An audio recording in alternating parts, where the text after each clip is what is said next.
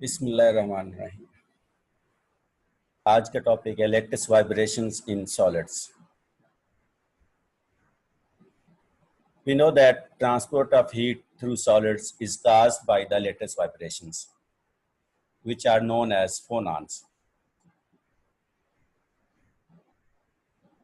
This is similar to the transport of light, that is the energy of electromagnetic radiation, which is quantized as photons. आप जानते हैं कि जिस तरह से लाइट एनर्जी को हम ट्रांसफ़र करते हैं, एक जगह से दूसरी जगह लाइट मूव करती है, इलेक्ट्रोमैग्नेटिक रेडिएशन मूव करती हैं, तो वो in terms of packets of energy जिनको हम फोटॉन्स कहते हैं। बिल्कुल इसी तरह से एक सॉलिड के अंदर जब हीट एक पॉइंट से दूसरे पॉइंट की तरफ कंडक्ट होती है, वो होती है थ्रू लेटिस वाइब्रेशंस, यानी उसके जो एटम्स या मॉलिक्यूल्स हैं वो वाइब्रेट करते हैं, एक दूसरे के साथ उनका कोलिजन होता है और इसमें फिर वो एनर्जी को ट्रांसफ़र करते हैं। और लेटिस वाइब्रेशंस को फोनान कहा जाता है। जिस तरह से पैकेट ऑफ एनर्जी को लाइट के लिए फोटान कहते हैं, इस तरह से जो लेटिस वाइब्रेशंस है हीट के लिए उसे फोनान कहा जाता है। यानी लाइट के लिए लाइट की ट्रांसफ़र है थ्रू फोटॉन्स और हीट का ट्रांसफ़र है through फोनान्स। The energy of lattice vibrations or elastic waves or sound waves can also be considered as quantized in the form of phonons.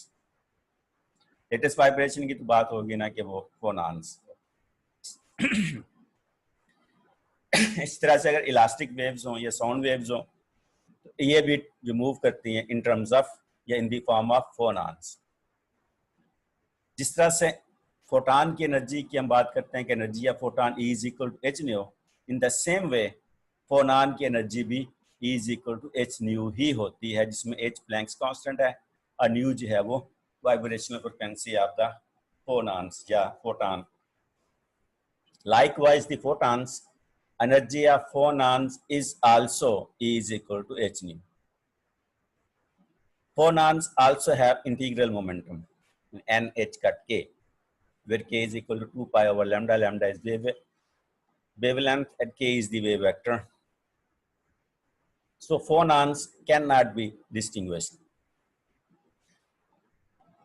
और अगर हम स्पिन की बात करें तो स्पिन जो है वो इंटीग्रल है। फोनॉन्स है इंटीग्रल स्पिन, जैसे फोटान की स्पिन इंटीग्रल होती है, फोनान की स्पिन भी इंटीग्रल होती है। इंटीग्रल एंगुलर मोमेंटम या इंटीग्रल स्पिन, जिसकी वजह से ये जो है बोसोन्स कहलाते हैं। और these are identical particles but indistinguishable. Identical and indistinguishable. Phonons are identical and indistinguishable particles, have integral angular momentum and integral spin, so they can be treated as bosons. The particle of those type on which Bose-Einstein distribution can be applied. And if we can apply the Bose-Einstein distribution, we can calculate the number of phonons n of v dv with frequency in the range from n of nu d nu, from nu to nu plus d nu, using the Bose-Einstein distribution. Ni is equal to gi over exponential alpha plus beta ei minus 1. This is the equation for the number of particles Ni which have the energy ei. अब इसमें जो है beta की value होती है 1 over kBt. Beta की value put करें तो we can write Ni is equal to gi over exponential alpha plus ei over kBt minus 1. And in terms of frequency, Ni को हम लिख सकते हैं n function of new, function of frequency, और साथ D new से multiply कर दिया। इस तरह से gi को हमने इन द सेम वे gi को हमने लिख दिया g फंक्शन ऑफ न्यू और इसको भी डी न्यू से मल्टीप्लाई कर दिया। और इस तरह से E जो है E is equal to H nu होता है, तो ई आई की जगह हमने लिख दिया एच न्यू। बीटा की जगह ऑलरेडी हमने 1 over kBt पुट किया, तो H new over kBt minus 1। अब इसमें अल्फा जो है वो हमने नहीं लिखा इस इक्वेशन के अंदर, ये जो अल्फा, अल्फा को हमने यहाँ पे 0 लिया है। क्यों 0 लिया है उसकी रीज़न आगे हम बताएंगे।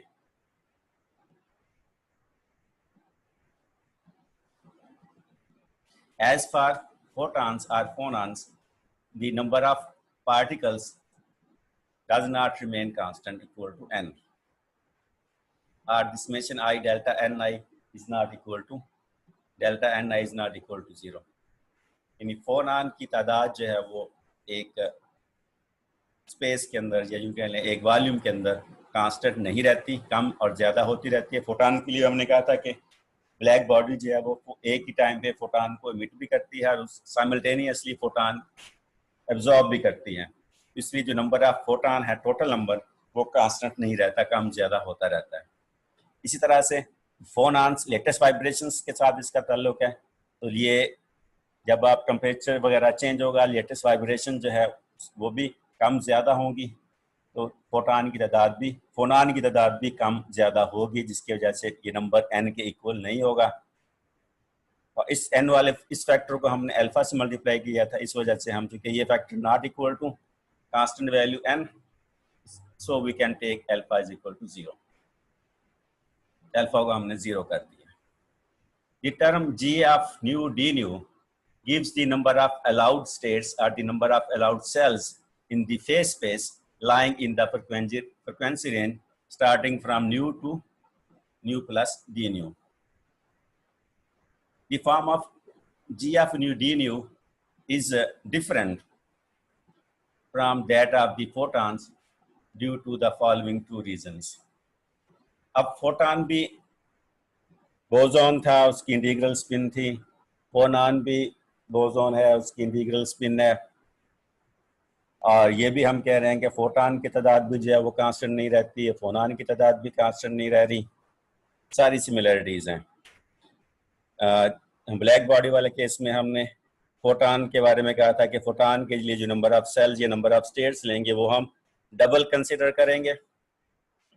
एक स्टेट उसकी एब्जॉर्प्शन के रेफरेंस से और दूसरी स्टेट उसकी एमिशन के हवाले से, क्योंकि एक ही टाइम पे फोटान एब्जॉर्ब भी हो रहा है, कर रही है ब्लैक बॉडी, और ब्लैक बॉडी सेम टाइम फोटान्स को इमिट भी कर रही है। तो हमने डबल स्टेट्स को कंसिडर किया था। लेकिन यहाँ पर हम फोनान के लिए वो बात कंसिडर नहीं करेंगे। क्यों नहीं करेंगे? उसकी दो रीजंस हैं। Reason number 1, there are 3 possible senses of polarization for a phonon. We have 3 modes of possible polarization. Among these, 2 polarizations are longitudinal. ये जो फोनान है, जब ये लेटेस्ट वाइब्रेट करता है, फोनान मूव करता है एक पॉइंट से दूसरे पॉइंट की तरफ, तो ये उसकी जो मोशन है वो थ्रू पोलराइजेशन, जो वेव जो मूव करेगी फोनान की, उसकी पोलराइजेशन जो है वो 3 मोड हैं, जिसमें से 2 मोड जो हैं पोलराइजेशन के वो लॉन्गिट्यूडनल हैं, and 1 mode of polarization is transverse. This is relative to the direction of propagation.